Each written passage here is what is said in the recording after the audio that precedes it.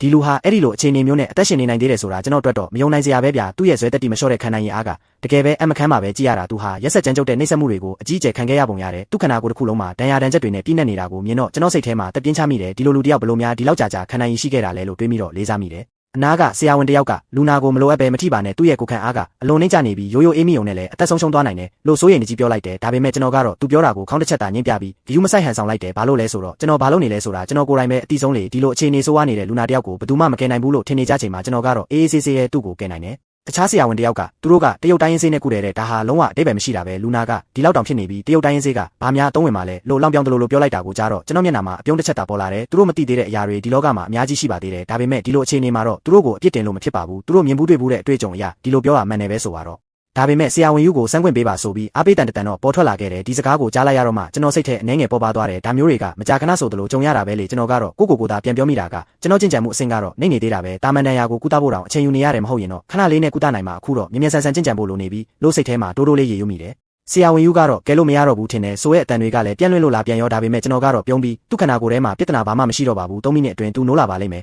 ်လို့ယုံကြည်ချက်ပြည့်နဲ့ပြန်ပြောလိုက်တယ်တကယ်တမ်းကျတော့ဒီလူနာရဲ့အတွင်းပိုင်းကိုပျက်စီးစေတဲ့အကြောင်းရင်းတွေအားလုံးကိုကျွန်တော်ရှင်းလင်းပေးပြီးပြီလေဒါပေမဲ့သူ့လက်ချေအင်္ဂါတွေနဲ့တခြားကိုအင်္ဂါစိတ်ပိုင်းတွေပြန်လဲကောင်းမွန်ဖို့ကတော့အနှဲငယ်ကြာဦးမှာပေါ့ဒါကတော့တဘာဝတရားရဲ့ဖြစ်စဉ်ခုပဲလေလိန်လေသူကတော့လုံးဝအတိတ်ပဲမရှိတာတွေပြောနေရဲ့ဖျားတပါမှမဟုတ်ပဲဘလို့လို့ဖြစ်နိုင်မှာလဲဆိုပြီးဝေဖန်တန်တွေစက်တိုက်ထွက်ပေါ်လာတယ်သူတို့ရဲ့မယုံတင်ကအကြည့်တွေကိုကျွန်တော်ခန်းစားမိပေမဲ့ဒီလိုအခြေအနေမှာတော့ဘာမှပြန်ပြောမနေတော့ဘူးကျွန်တော်ရဲ့လောက်ရက်တွေကသာအားလုံးကိုတက်တည်ပြပါလိမ့်မယ်ခဏကြာမှာတော့ဇီရွှမ်းငါသားဆိုတဲ့တပြင်းချတန်ကြီးနဲ့အတူမင်းနောက်ဆုံးတော့နိုးလာပြီပဲလို့ဝမ်းသာအားရပြောလိုက်တဲ့အတန်ကိုကြားလိုက်ရတယ်ဒါဘလို့လို့ဖြစ်နိုင်မှာလဲချန်စီရွှမ်းရဲ့အခြေအနေကတကယ်ပဲတည်ငြိမ်သွားပြီလားဆိုတဲ့အန်တာရုံလုပ်တဲ့အတန်တွေကကျွန်တော်နားထဲမှာပဲ့တင်ထက်လာတယ်ဒီလူကတော့အမခမ်းပဲဆိုပြီးချီကျူးတန်တွေကလည်းစူညံသွားတယ်သူတို့ဟာဘလို့မှမမျှော်လင့်ထားတဲ့အခြေအနေတစ်ခုကိုရင်ဆိုင်လိုက်ရတာပေါ့သူ့ရဲ့ခန္ဓာကိုယ်တွင်ပိုင်းလှုပ်ဆောင်ချက်တွေဟာအပြည့်အဝပြန်လဲကောင်းမွန်လာခဲ့ပြီးအရင်ကရှိခဲ့တဲ့ပုံကွယ်နေတဲ့ဒဏ်ရာတွေအားလုံးတောင်ပြန်လဲပြုပြင်ပြီးသားဖြစ်နေခဲ့တယ်အခုဆိုသူ့ရဲ့ရုပ်ပိုင်းဆိုင်ရာအခြားအေနေကအရင်ကထက်တောင်ပိုကောင်းနေပြီဒါကတော့တရုတ်တိုင်းရင်းစေးရဲ့အစွမ်းစားပါပဲဒီလိုအခြေအနေမျိုးမြင်လိုက်ရတော့ဝန်ဟန်ဆိုတဲ့သူကဒီလိုလူမျိုးသားငါတို့ဆေးရုံမှာဆရာဝန်ဖြစ်ဆက်နေမယ်ဆိုရင်စစ်မြေပြင်ကနေဒဏ်ရာနဲ့ပြန်လာတဲ့ဝါရင်စစ်သားတွေဟာဒီဒဏ်ရာတွေကနေဘယ်တော့မှစက်ခံစားရတော့မှာမဟုတ်ဘူးလို့မျှော်လင့်ချက်ပြည့်နဲ့ပြောလိုက်တယ်ဒီလိုစကားမျိုးကြားရတော့ကျွန်တော်စိတ်ထဲမှာဂုဏ်ယူမိတယ်လို့ဖြစ်သွားတယ်ဒါပေမဲ့ကျွန်တော်ကတော့ဆေးရုံမှာမှအလုပ်ဝင်ဖို့စိတ်ကူးမရှိပါဘူ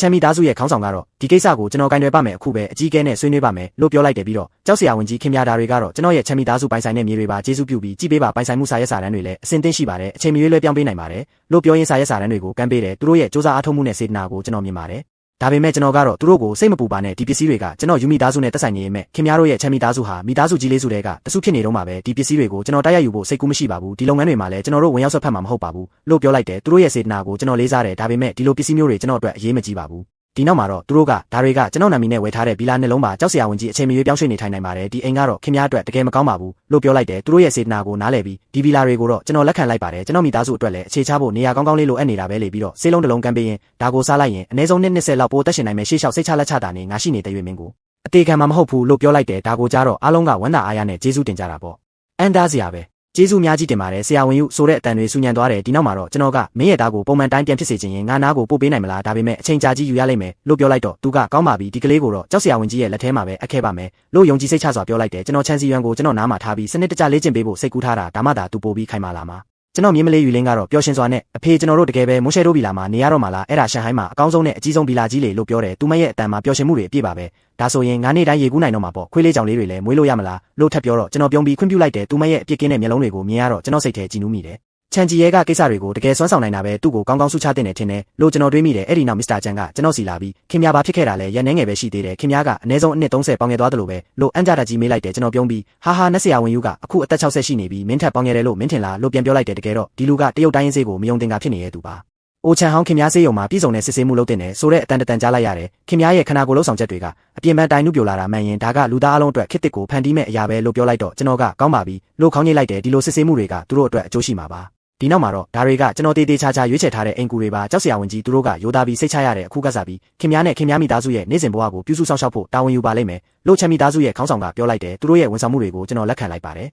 တယ်စိတ်နှောက်ယှက်ဖြစ်စေမိလို့တောင်းပန်ပါတယ်ဆရာဝန်ယူကျွန်တော်ဒီနေ့လာတာကပထမဆုံးအနေနဲ့ချန်စီရွှမ်းကိုကယ်တင်ပေးရဲ့အတွက်ကျေးဇူးတင်ဖို့ပါဒုတိယအနေနဲ့တောင်းဆိုစရာလေးရှိလို့ပါခင်ဗျားချန်စီရွှမ်းကိုဘလို့နေလန်းနဲ့ကုသခဲ့တာလဲလို့မေးချင်ပါတယ်အကယ်၍အဆင်မပြေရင်လည်းကိစ္စမရှိပါဘူးကျွန်တော်ကတော့ဆေးရုံကိုကြီးကြပ်ဖို့ခင်ဗျားကိုစိတ်ရင်းမှန်နဲ့ဖိတ်ခေါ်ချင်ပါတယ်ကျွန်တော်တို့ရဲ့ဆေးဘက်ဆိုင်ရာဖွဲ့ကလည်းခင်ဗျားနဲ့ပညာရေးဆိုင်ရာဖလှယ်မှုတွေပြုလုပ်ချင်ပါတယ်လို့ပြောလိုက်တယ်ကျွန်တော်နီလန်းကလူတိုင်းနဲ့တင့်တော်မှာမဟုတ်ပါဘူးဒါပေမဲ့တရုတ်တိုင်းရင်းစေးပညာကိုတော့လက်ဆင့်ကမ်းပေးနိုင်ပါတယ်ကျေးဇူးပြုပြီးတရုတ်တိုင်းရင်းစေးပညာမှာအရေးချင်းရှိတဲ့သူကိုရှာပေးပါဒီလိုမှသာတင် जा ပေးဖို့အဆင်ပြေရလိမ့်မယ်လို့ပြောလိုက်တယ်သူတို့ကတော့ကျေးဇူးများကြီးတင်ပါတယ် ကျွန်တော်အကောင်းဆုံးလူတွေကိုကိုယ်တိုင်ရွေးချယ်ပြီးဆရာစီကနေလာရောက်တင်ယူစေပါမယ်လို့ဝမ်းသာအားရပြောလိုက်တယ်နောက်ထပ်တစ်ခုအနေနဲ့ဆရာဝန်ကြီးရဲ့အကူအညီကိုလိုအပ်နိုင်ပါတယ်ရန်နေငယ်အတွင်းမှာအရေးကြီးပုံကိုယ်တွေမျိုးကိုရောက်လာပါလိမ့်မယ်ကျေးဇူးပြုပြီးသူတို့ကိုကြည့်ပေးပါလို့ပြောလိုက်တယ်နှစ်ဖေးဇာယာကလည်းအဲ့ဒီပစ္စည်းတွေကိုခြံဟောင်းကိုပေးလိုက်တယ်ဒီနောက်မှာတော့ကျွန်တော်ကသူတို့ကိုရှားပါလက်ဖက်ချောက်တွေနဲ့နှစ်ပေါင်း1000ကျော်တက်တန်းရှိတဲ့ကျင်းစင်းဘရင်တစ်မြစ်ကိုပေးလိုက်တယ်လက်ဖက်ချောက်တွေကစိတ်ကိုငြိမ်သက်စေပြီးခနာကိုယ်ကိုတမာစေတယ်လို့ရှင်းပြလိုက်တယ်ကျင်းစင်းဘရင်ကတော့အသက်ကဆေးဖြစ်အရေးပါတဲ့အချိန်တွေမှာသုံးနိုင်တယ်လို့လည်းပြောလိုက်တယ်မွန်ရှဲတို့ဘီလာကတကယ်ပဲအန်သားစရာနေရပဲဒီကဝိညာဉ်စွမ်းအင်တွေကပင်လယ်ထက်တောင်ပိုပြင်းတဲ့အာယုံစူးစိုက်မှုကဆယ်စကြောပိုအားကောင်းတယ်လို့ကျွန်တော်စိတ်ထဲမှာတွေးလိုက်တယ်ဒီတောင်တန်းတွေမှာတကယ်ပဲစွမ်းအင်တက်တူတွင်းတွေရှိနေတာပဲဆိုပြီးပိုပြီးအန်သားမိတယ်ကျွန်တော်ကရှို့ဝက်နယ်မြေတစ်ခုကနေနက်မျက်စီရှို့ဝက်ကျန်းစာကိုရခဲ့တာလေအရင်ပိုင်ရှင်ကလည်းဘေးဒဏ်ကျော်လွှားအဆင့်ကျင့်ကြံသူတယောက်ပ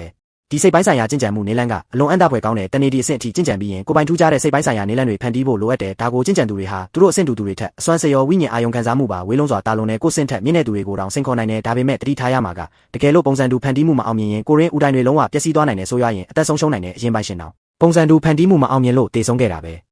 ဲကျွန်တော်ကတော့ခေါင်းကိုပြန်လဲတက်သွင်းဖို့အတွက်ဒီစိတ်ပိုင်းဆိုင်ရာကျင့်ကြံမှုနေလန်းကိုရွေးချယ်ခဲ့တာဒါပေမဲ့ကျွန်တော်ကတော့ပုံစံတူဖန်တီးမှုမှာမတေဆုံးခဲ့ရဘူးမိုးကြိုးပေးတံအောက်မှာတေဆုံးခဲ့ရတာပေါ့ဒီလိုအတိတ်ကအကြောင်းအရာတွေကိုပြန်နှွေးနေတော့မှပဲကျွန်တော်ရဲ့မြေတရတာကားရဲ့အတန်ကိုကြားလိုက်ရတယ်ရွေလင်းဘုံသွားကန်လိုက်ပါဦးမင်းเจ้าဆင်းပြီးနောက်ပိုင်းဘောလုံးမကန်တော့တာကြားပြီးအရင်လိုတက်ကြမှုလည်းမရှိဘူးဘာဖြစ်လို့လဲလို့သူငယ်ချင်းတွေကမင်းနေကြတယ်ရွေလင်းကဘာလို့လဲဆိုတော့ငါတို့အိမ်ပြောင်းထားတာအခုနည်းနည်းဝေးလို့မက်ထရိုနဲ့ဆိုတနာရီဘတ်စကားနဲ့ဆိုတနာရီလောက်ကြာတယ်လို့ပြောလိုက်တယ်ဒါပေမဲ့သူ့သူငယ်ချင်းတွေကတော့တနာရီပဲဟာချောင်းစီဆိုနေတိုင်းဒီလိုပြေးရတာပဲမင်းသူငယ်ချင်းတွေနဲ့လည်းဘောလုံးမကန်တာကြားပြီးဒီနေ့တော့ကန်ရမယ်လို့အတင်းကျပ်ခေါ်ကြတာပေါ့ဘောလုံးကန်ပြီးတော့ရွေလင်းကသူငယ်ချင်းတွေကိုရေတောက်ဖို့ကမ်းပေးလိုက်တယ်အဲ့ဒီတော့သူငယ်ချင်းတွေကဟာဟာဟေးရွေလင်းကတော်တော်ကောင်းတာပဲအိမ်ပြောင်းပြီးကလေးကစီးစိမ်တွေဝင်လာတာဟာဟာသူတို့ကငါတို့ကိုရေတောင်ဝယ်တိုက်တက်နေပြီးနေမင်းကနောက်ကထွက်လာတာပဲလို့နောက်ပြောင်ကြတယ်ရွေလင်းရဲ့သုံးမှတ်သွင်းတာကတကယ်ကိုအမိုက်စားပဲဆိုရဲချီကျူးတန်တွေထွက်ပေါ်လာတယ်ဒါပေမဲ့အဲ့ဒီအချိန်မှာပဲအခြားចောင်းသားအုပ်စုတစုကရောက်လာပြီးဒီနေရာကိုငါတို့စိတ်ဝင်စားတယ်မင်းတို့ဟိုဘက်ကိုသွားကန်ကြလို့ပြောလိုက်တယ်ရွေလင်းရဲ့သူငယ်ချင်းတယောက်ကညီလေးငါတို့အားလုံးစီကန်းကိုလိုက်နာကြရအောင်မင်းတို့ရောက်လာတာနဲ့ငါတို့ကိုနေရာဖယ်ခိုင်းတာတော့နင်းနဲ့ကိုကျင့်တရားမရှိဘူးလို့ပြန်ပြောလိုက်တယ်ဒါပေမဲ့ဟိုဘက်အုပ်စုကတော့ဒီနေရာကိုငါတို့ပိုင်တယ်လို့သတ်မှတ်ထားတာမင်းတို့ကအရင်သုံးနေတာကိစ္စမရှိဘူးအခုငါတို့ကိုကောင်းကောင်းတောင်းပန်ပြီးချက်ချင်းထွက်သွားလို့အတင်းကျပ်ပြောလိုက်တယ်ရွေလင်းရဲ့သူငယ်ချင်းတွေက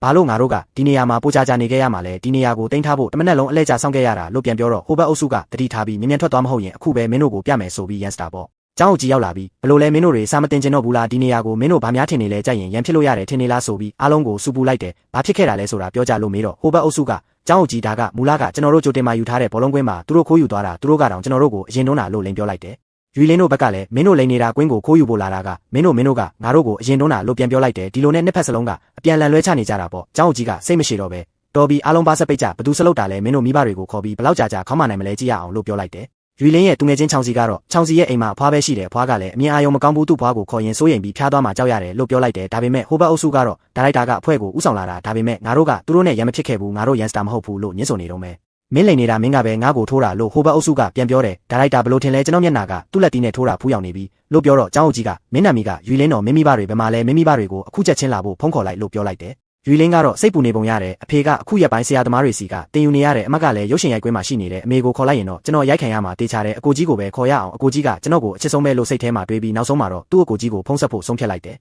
ခဏအကြာမှာတော့အကိုကြီးကတော်တော်ကောင်းတာပဲအမေကိုတော့ဒီကိစ္စမပြောပါနဲ့နော်လို့ရွေလင်းကဖုန်းပြောနေတာကိုကျွန်တော်ကြားလိုက်တယ်ဒီနောက်မှာတော့စိန်ခံကားကြီးတစ်စီးချောင်းကိုရောက်လာတာကိုလူများကအန်ကြတာကြီးကြည့်နေကြတယ်ဝိုးဘလို့စိန်ခံကားကြီးလဲဒါဘသူလက်တင်အိတ်ကွမြလဲဆိုပြီးအန်ကြကြတယ်ဒီလောက်ချမ်းသာတဲ့သူတွေငါတို့เจ้าမှာရှိတယ်လို့မထင်ဘူးဒါပေမဲ့ကိစ္စမရှိပါဘူးเจ้าဘုတ်အဖွဲ့ဝင်တွေရဲ့ကားတွေလည်းမစိုးပါဘူးလို့တချို့ကပြောကြတယ်ကျွန်တော်ရောက်လာပြီးရွေလင်းရှိတဲ့ကျောင်းအုပ်ရုံးခန်းစီကိုတန်းတန်းမတ်မတ်လျှောက်သွားလိုက်တယ်ရွေလင်းမင်းလှုပ်ထားတာတွေကိုကြည့်ပါဦးအမားကိုလည်းဝန်မခံဘူးလို့ကျောင်းအုပ်ကြီးကအပြစ်တင်နေတာကိုကျွန်တော်မြင်လိုက်ရတဲ့ရွေလင်းကတော့အကိုကြီးကျွန်တော်ဘာမှမပြောတော့ဘူးကျေးဇူးပြုပြီးကျွန်တော်ကိုလာခဲ့ပါဦးလို့ပြောလိုက်တယ်အဲ့ဒီအချိန်မှာပဲကျွန်တော်ရဲ့အဖေရွေလင်းရဲ့အဖိုးကလည်းရုံးခန်းထဲကိုရောက်လာခဲ့တယ်အိုဖျားရဲ့အဖိုးလည်းရောက်လာပြီးလို့ရွေလင်းကထိတ်လန့်သွားတယ်ကျောင်းအုပ်ကြီးကခင်ဗျားတို့ကရွေလင်းရဲ့မိဘတွေလားခင်ဗျားတို့ညီကိုနှစ်ယောက်ဘလို့များပြိုးထောင်ထားလဲကျောင်းမှာရန်ဖြစ်ရတယ်လားသူ့ကိုအိမ်ပြန်ခေါ်ပြီးချက်ချင်းဆုံးမပါလို့ကျွန်တော်တို့ကိုပြောလိုက်တယ်ကျွန်တော်ကဆရာဒီယန်ပွဲကဘလို့ဖြစ်ရတာလဲလို့မေးလိုက်တယ်ကျောင်းအုပ်ကြီးကတော့နှာခေါင်းရှုံပြီးသူတို့ကတွေးပူနေတဲ့ကလေးတွေပဲတခုမှမပြောဘဲရန်ဖြစ်ကြတာလို့ပြောလိုက်တယ်ဒါဆိုဆရာဘသူစလုတ်တာလဲကျွန်တော်ရွေလင်းကရိုးသားပြီးစိတ်ထားကောင်းတယ်ဘယ်တော့မှပြဿနာရှာတာမဟုတ်ဘူးလို့ကျွန်တော်ကရွေလင်းဘက်ကနေကာကွယ်ပေးလိုက်တယ်ဒါပေမဲ့ကျောင်းအုပ်ကြီးကတော့ဘသူအရင်ထိုးအရေးမကြီးဘူးအရေးကြီးတာကသူကရန်ပွဲကိုဥဆောင်တာလို့ခေါင်းမာမာနဲ့ပြောတယ်ကျွန်တော်ဘသူအရင်ထိုးတာလဲလို့ပဲမေးတာလို့ကျွန်တော်ကထပ်မေးတော့ဟိုဘက်ကကောင်လေးကသူပဲလို့ရွေလင်းကိုလက်ညှိုးထိုးပြလိုက်တယ်ရွေလင်းကမင်းမဲ့အရင်စလုတ်တာလို့ပြန်ပြောတော့ဟိုဘက်ကကောင်လေးကငါပဲစလုတ်ရင်ဘာဖြစ်လဲလို့မောက်မာစွာပြောလိုက်တယ်ကျွန်တော်ကဆရာကဆရာရဲ့တင် जा ရေးနဲ့လန်းလာအမားလုပ်တဲ့သူကိုမဆုံးမပဲဘာမှမလုပ်တဲ့သူကိုအပြစ်ပေးတာလားလို့ကျောင်းအုပ်ကြီးကိုမေးလိုက်တယ်ဒီကောင်လေးကသူ့အမားကိုပွင့်ပွင့်လင်းလင်းဝန်ခံလိုက်တာကိုကျွန်တော်အံ့သားမိတယ်ဒီနောက်မှာတော့ကောဥက္ကဋ္ဌဆိုတဲ့လူတစ်ယောက်ရောက်လာပြီးဒါကနားလည်မှုလွဲတာပါနားလည်မှုလွဲတာကိုဖြေရှင်းပြီးပြီဆိုရင်ဘာမှမဖြစ်ခဲ့တယ်လို့ပဲနေလိုက်ပါကလေးကိုပြန်ခေါ်သွားပါလို့ကြားဝင်ပြောလိုက်တယ်ဒါပေမဲ့ကျွန်တော်ကနားလည်မှုလွဲတာမဟုတ်ဘူးသူကပဲစလုတ်တာဆိုတာသိရပြီဆိုရင်သူ့မိဘတွေကိုခေါ်ပေးပါလို့တောင်းဆိုလိုက်တယ်အကကတော့ကျွန်တော်အကြံပေးမယ်လက်လျှော့လိုက်ပါသူ့မိဘတွေလာရင်ကိစ္စတွေပိုရှုပ်လိုက်မယ်လို့ကျွန်တော်ကိုချင်းချောက်ဟန်နဲ့ပြောတယ် ကျွန်တော်ကကောင်းကောင်းဖြစ်သွားသည်ဖြစ်စေမဖြစ်သည်ဖြစ်စေဂယူးမဆိုင်ဘူးသူမိဘတွေအခုလာရမယ်လို့ခိုင်မာစွာပြောလိုက်တယ်ကကတော့စက်ဟောင်နေမဟုတ်ရင်နောင်တရားလိမ့်မယ်လို့ပြန်ပြောလိုက်တယ်ဒီချိန်မှာတော့ဟိုဘက်ကကောင်းလေးရဲ့အမေကဖုံးဆက်ပြီးသူ့အကိုနဲ့အတူရောက်လာခဲ့တယ်။အိုငါသားလေးဘလို့များဒီလောက်ရိုက်ခံရတာလဲလို့ဝမ်းနဲ့ပလက်ပြောလိုက်တယ်။ကျွန်တော်ကဒီမျိုးသမီးနည်းနည်းလေးတော့ယိုသေးတဲ့တကယ်လို့မိမတွေကိုမထိုးဘူးဆိုတဲ့စီကံမရှိရင်တော့သူမကိုတကယ်ကန်ထုတ်ပစ်ချင်တာလို့စိတ်ထဲမှာတွေးလိုက်တယ်။ကျောင်းအုပ်ကြီးကတော့ရံဖြစ်တာကိုတားဆီးဖို့စူးစမ်းနေတော့မယ်မင်းတို့ရံမဖြစ်ကြနဲ့တော့ကလေးတွေအတွက်စံနမူနာကောင်းပြတင်တယ်လို့ပြောလိုက်တယ်။ဒီနောက်မှာတော့ဟိုဘက်ကအမျိုးသမီးရဲ့အကိုကညီမလေးကြည့်ပါဦးဒီကောင်တွေကငါတို့ဂျီယန်ကိုရိုက်တာသူ့ကိုချက်ချင်းထုတ်ပြရမယ်လို့ပြောလိုက်တယ်ကျွန်တော်ကဒီကိစ္စကယူလင်းနဲ့ဘာမှမဆိုင်ဘူးချင်းဂျီယန်ကပဲရန်စတာဘာအကြောင်းပြချက်နဲ့ယူလင်းကိုထုတ်ပြမှာလဲလို့ပြန်ပြောလိုက်တယ်ဒီတော့ဟိုဘက်အဖွဲ့ကကျွန်တော်ဦးလေးနဲ့အဖွဲ့ကအားလုံးပူးပေါင်းကြံစီနေတာသူတို့ကပဲကျွန်တော်ကိုရိုက်တာလို့လိန်ပြောပြန်တဲ့အကြောင်းအကြီးလူကတော့ဘသူပဲဖြစ်ဖြစ်ရန်ဖြစ်တာကမားတယ်လူတိုင်းစာလုံးရေ1000ပြန်လဲသုံးသက်စာရေးရမယ်လို့ဆုံးဖြတ်လိုက်တယ်ဒါပေမဲ့ဟိုဘက်ကအမျိုးသမီးကတော့ကျွန်တော်သားကဒီလိုအရိုက်ခံရတာဘာလို့ပြန်လဲသုံးသက်စာရေးရုံနဲ့ပြီးသွားရမှာလဲလို့ကျေးနဲ့ချင်းမရှိဘူးသူမကဒီလူတွေအားလုံးကျွန်တော်သားကိုခေါင်းငုံနှောင်းပန်ရမယ်လို့အတင်းကျပ်တောင်းဆိုတယ်အကြောင်းပြချက်မရှိပဲမောက်မာနေတာအကြောင်းပြချက်မရှိတဲ့မိဘတွေဟာတကယ်ပဲခေါင်းကိုက်စရာပဲလို့ကျွန်တော်စိတ်ထဲမှာတွေးလိုက်တယ်ကျွန်တော်ကခင်များရဲ့တောင်းဆိုမှုကနည်းနည်းတော့လုံးလုံးနဲ့လို့ပြောလိုက်တော့သူမကဘသူငါသားကိုရဲရဲလဲသူ့ကိုထုတ်ပြရမယ်လို့ပြောလိုက်ပြန်တယ်ဒီတော့ကတားကလည်းညီလေးသူဘလို့ကင်တွေလဲကြည့်လိုက်ပါဦးကျွန်တော်မသဘောမကျဘူးလို့ပြောလိုက်တယ်ဒီအချိန်မှာတော့မစ္စတာဝန်ဆိုတဲ့လူတစ်ယောက်ရောက်လာပြီးမစ္စတာဝန်ဘာလာလောက်တာလဲကောင်းပါပြီအဖေဟောင်းရန်ခင်များကိစ္စတွေကိုဖြေရှင်းချင်မှန်းကျွန်တော်သိတယ်ဒါပေမဲ့အရာအားလုံးကတရားမျှတရမယ်ဘသူအမားလုပ်တယ်ဆိုတာကျွန်တော်တို့အားလုံးသိနေတာပဲလို့ပြောလိုက်တယ်အကွက်ကတော့မစ္စတာဝန်ကိုတွေးတော့ဖော်ဖော်ရေရေနှုတ်ဆက်ပြီးမစ္စတာဝန်ကျွန်တော်နာမည်က Godfather ပါမစ္စတာဝန်နဲ့ပူးပေါင်းဖို့စဉ်းစားနေတာပါသူကဆင်းရဲတဲ့ចောင်းသားတွေအတွက်ပြောပေးနေတာမဟုတ်လားကျွန်တော်လည်းသူ့ကိုလိုက်နိုင်ရမှာပေါ့လို့အယောင်ဆောင်ပြောလိုက်တယ်မစ္စတာဝန်ကတော့ဟာဟာကလေးတွေကကစားနေကြတာပါပလိပခကိုဒီလောက်အလေးနဲ့ထားဖို့မလိုပါဘူးလို့ပြောလိုက်တယ်ကျွန်တော်ကသူတို့တယောက်ယောက်ကိုထုတ်ပစ်တော့မယ်လို့အခုလေးတင်ကြားလိုက်တာလို့ပြောလိုက်တော့မစ္စတာဝန်ကဟာဟာဒါတွေကနောက်ပြောင်တာပဲဟာဟာဟာသူတို့ကိုကြောက်အောင်လို့ပါလို့အခြေအနေကိုလိုက်ရောညီထွေဖြစ်အောင်ပြောလိုက်တယ်ကျွန်တော်ကတော့စိတ်ထဲမှာကြောက်စရာဝင်ကြီးခင်များမားနေပြီလို့တွေးလိုက်မိတယ်ဒီလူကဘသူလဲမိသားစုကြီးလေးစုတွေကအဖိုးကြီးတောင်သူ့ကိုဒီလောက်ယိုသေးတာသူဘာများထင်နေလဲဒီအဖိုးကြီးကအရေးပါတဲ့ပုံကိုလားဆိုတဲ့မိကွန်းတွေကဝေဖန်တန်တွေကြားထဲမှာပေါ်ထွက်လာတယ်ကျွန်တော်ကဒီကိစ္စကိုခင်များတို့ပဲစီမံလိုက်ပါဒီကလေးတွေရဲ့ကိစ္စကိုလည်းကောင်းမွန်စွာစီစဉ်ပေးပါလို့ကျောင်းအုပ်ကြီးကိုပြောလိုက်တော့သူကစိတ်ချပါကြောက်စရာဝင်ကြီးကျွန်တော်ကိုင်းတွယ်ပါမယ်လို့ကတိပေးလိုက်တယ်ဒီနောက်မှာတော့ယူလင်းကိုကြည့်ပြီးဘာဖြစ်တာလဲအခုတော့ကိုမားတာကိုနားလဲသွားပြီလားလို့ကျွန်တော်မေးလိုက်တော့သူကကျွန်တော်ဘာမှမမားဘူးလို့ထင်တယ်လို့ပြန်ဖြေတယ်သူ့ရဲ့ခေါင်းမာမှုကိုကျွန်တော်တကယ်ထင်ကြီးမိတယ်မင်းသူငယ်ချင်းတွေတော်တော်ကောင်းတာပဲအချိန်ရရင်သူတို့ကိုလာကစားဖို့ခေါ်နိုင်တယ်လို့ပြောလိုက်တယ်ယူလင်းကဒါပေါ့သူတို့ကကျွန်တော်ရဲ့မောင်နှောင်ကောင်းတွေပါလို့ဝမ်းသာအားရပြန်ဖြေတယ်အရင်တုန်းကငါတို့9ယောက်ကအခန်းနှစ်ခန်းပဲရှိတဲ့အခန်းချင်းလေးထဲမှာပြုတ်တိတ်နေရတာသူငယ်ချင်းတွေခေါ်ရဲတာမဟုတ်ဘူးအခုတော့နောက်ဆုံးမှအခွင့်ရေးရပြီလို့ယူလင်းကပြောလိုက်တာကိုကြားရတော့ကျွန်တော်ပြုံးလိုက်မိတယ်အဖိုးကျွန်တော်ဒီနေ့ရန်ဖြစ်ခဲ့တာကိုအမေကိုကျေးဇူးပြုပြီးမပြောပါနဲ့အမေစိတ်ပူမှာမလိုချင်ဘူးအမေကိုဘသူ့ကိုမှခေါင်းငုံတောင်းပန်တာမမြင်ချင်တော့ဘူးလို့ယူလင်းကတောင်းပန်တော့ကျွန်တော်ကစိတ်ချပါလို့ပြန်ပြောလိုက်တယ်သူ့ရဲ့နှုံတဲ့ပုံစံလေးကိုမြင်ရတော့တနာသွားမိတယ်